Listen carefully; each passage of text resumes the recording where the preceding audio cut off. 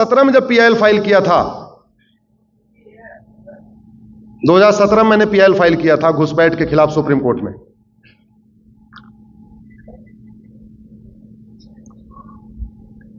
उस समय मैंने आंकड़े दिए थे कि भारत में 5 करोड़ घुसपैठी आ चुके हैं।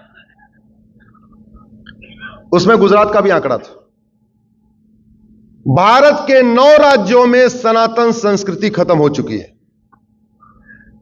भारत के 9 राज्यों में वसुधैव कुटुंबकम का विचार खत्म हो चुका है।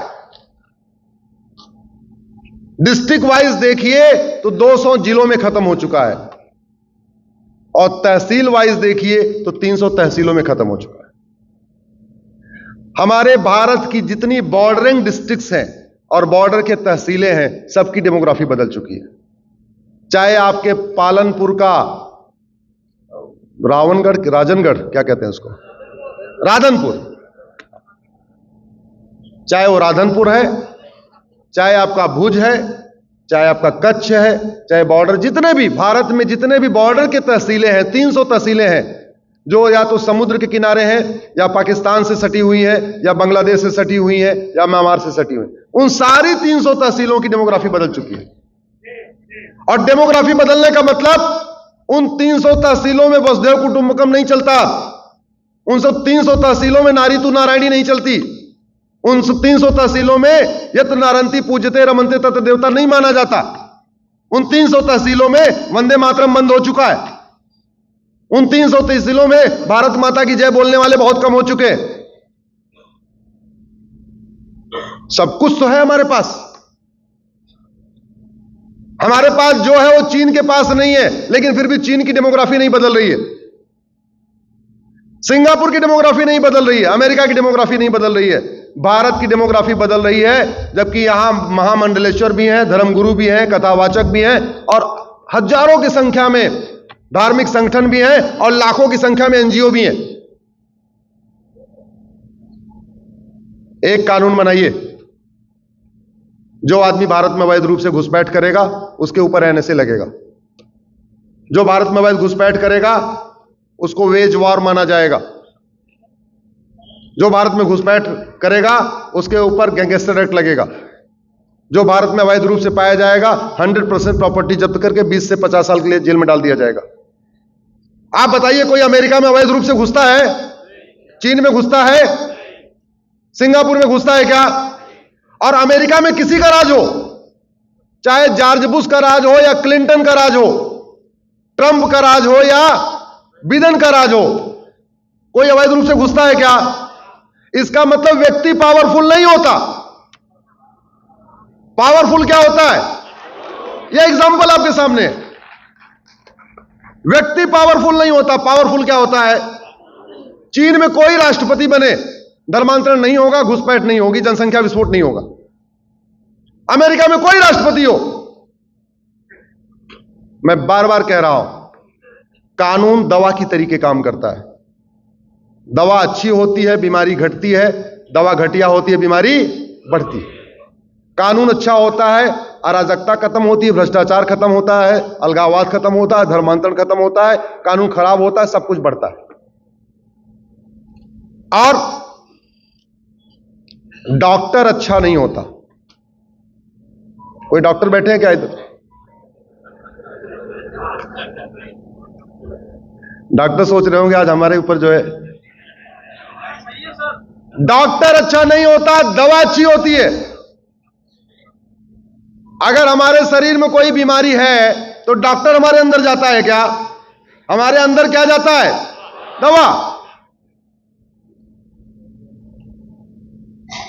इसलिए 75 साल से तो डॉक्टर बदलते रहे, अब डॉक्टर नहीं बदलना, अब क्या बदलवाना है?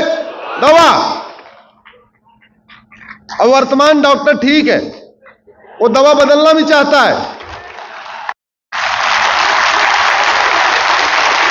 वर्तमान डॉक्टर ठीक है, दवा बदलना चाहता है, लेकिन ये बीच का जो कंपाउंडर है ना, नौकरशाह, इन नौकरशाहों की जरा कान,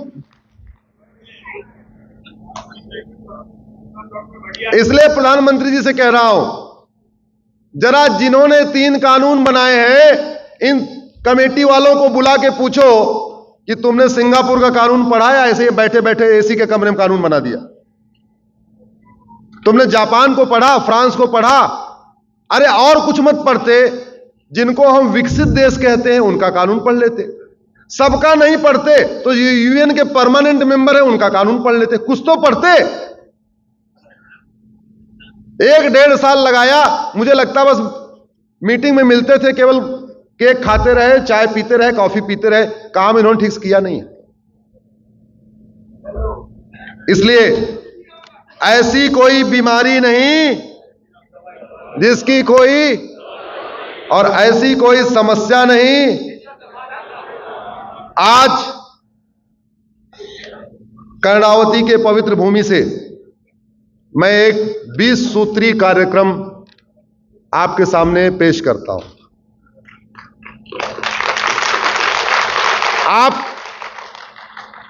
आपने इंदिरा जी का 20 सूत्री कार्यक्रम सुना होगा, पढ़ा होगा, नहीं पढ़ा होगा तो गूगल कर लेना, 20 सूत्री कार्यक्रम इंदिरा गांधी। लेकिन उन्होंने गरीबी हटाने के लिए 20 सूत्री कार्यक्रम पेश किया था। गरीबी हटी क्या? बढ़ गई। इतनी बढ़ गई है कि आज की डेट में 80 करोड़ लोगों को मुफ्त में राशन देना पड़ता है। अभी माननीय प्रधानमंत्री जी ने लाल किले से 3 महत्वपूर्ण बातें कही थी। उन्होंने कहा परिवारवाद खत्म करना है, भ्रष्टाचार खत्म करना है और तुष्टीकरण खत्म करना है। आप लोगों ने सुना था, नहीं सुना था? 3 चीज खत्म करना है। परिवारवाद खत्म करना है, भ्रष्टाचार खत्म करना है और तुष्टि। ये तीनों को अगर आप मिला के पढ़िए तो इसका मतलब भारत में राम राज्य की स्थापना करना है। क्योंकि राम राज्य में न भ्रष्टाचार था, न तुष्टीकरण था, न परिवारवाद था। पिछले वाले 15 अगस्त को प्रधानमंत्री जी ने बहुत विशेष बात कही थी, लेकिन हम लोग लगता है कि 15 अगस्त का भाषण ठीक से सुनते नहीं, इसलिए ध्यान दिया नहीं बहुत सारे लोगों ने। पिछले साल 15 अगस्त को उन्होंने एक प्रण लिया था। आप लोग अगर बाद में चाहोगे तो मैं आज अपने फेसबुक पर वीडियो फिर डाल दूंगा। पिछले साल 15 अगस्त को उन्होंने कहा था, वही शब्द मैं उपयोग कर रहा हूं, गुलामी का नाम, गुलामी के निशान, गुलामी की परंपरा, सब कुछ गुलामी का खत्म करना। यह बात उन्होंने पिछले साल कही थी। यानी गुलामी की पुलिस व्यवस्था खत्म करनी पड़ेगी, गुलामी की न्यायिक व्यवस्था खत्म करनी पड़ेगी, गुलामी की प्रशासनिक व्यवस्था खत्म करनी पड़ेगी, गुलामी की कर व्यवस्था खत्म करनी पड़ेगी, सब कुछ गुलामी का खत्म करना पड़ेगा। तो आज मैंने एक 20 सूत्री कार्यक्रम बनाया है, प्रधानमंत्री जी की भावना के अनुसार बनाया है। प्रधानमंत्री जी ने तो कहा था कि केवल तुष्टीकरण खत्म करना है, भ्रष्टाचार खत्म करना है और परिवारवाद खत्म करना है। मैं कह रहा हूं कि जो ये 20 सूत्री कार्यक्रम आज मैं कर्णावती में पेश कर रहा हूं, अगर ये 20 कानून बन गए और बनेंगे, ये तीसरा कार्यकाल प्रधानमंत्री जी का चंद्रगुप्त वाला कार्यकाल होने जा रहा है।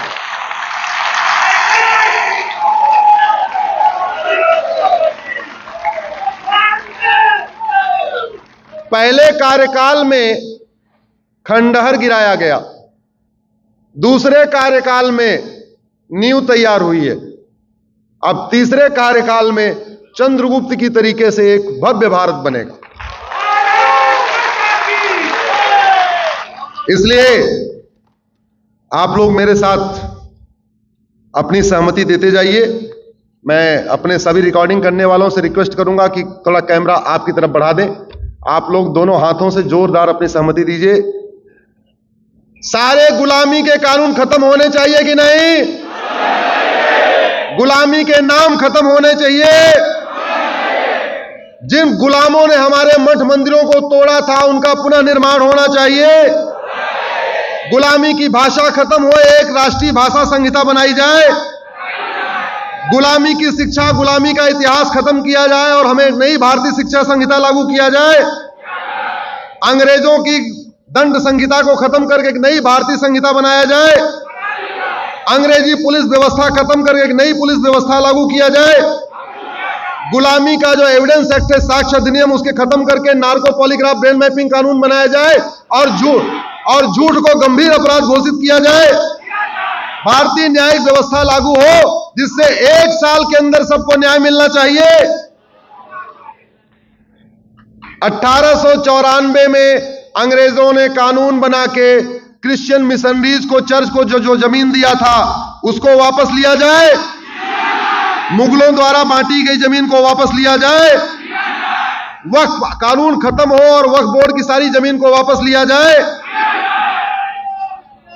एक भारतीय बैंकिंग संहिता लागू किया जाए, एक भारतीय कर संहिता लागू किया जाए, नशा नियंत्रण के लिए कठोर कानून बने, अश्लीलता नियंत्रण के लिए जो फूहड़पन फैलाया जा रहा है वेब सीरीज के माध्यम से, फिल्मों के माध्यम से, उसके लिए कठोर कानून बनाया जाए, जनसंख्या विस्फोट रोकने के लिए कठोर कानून बनाया जाए, एक देश एक चुनाव संहिता लागू किया जाए, एक देश एक विधायिका संहिता लागू किया जाए, जो हमारे 4 लाख मठ मंदिर सरकार के कंट्रोल में है इनको मुफ्त किया जाए और सबके लिए एक भारतीय नागरिक संहिता बनाया जाए। आप सोच रहे होंगे भारतीय नागरिक संहिता क्या है? मैं थोड़ा सा जो लास्ट में मैंने बोला भारतीय नागरिक संहिता उसको एक्सप्लेन कर देता हूं। इसमें जितनी बात कही है ये सब संविधान में है, मैंने कुछ भी बात अपने मन से नहीं कही। अंतर केवल इतना है, मैंने इस संविधान को कैम्ब्रिज या ऑक्सफोर्ड का चश्मा लगा के नहीं पढ़ा है, मैंने इनफैक्ट हमें चश्मा लगा ही नहीं है, हमने इसको बिना चश्मे के पढ़ा है।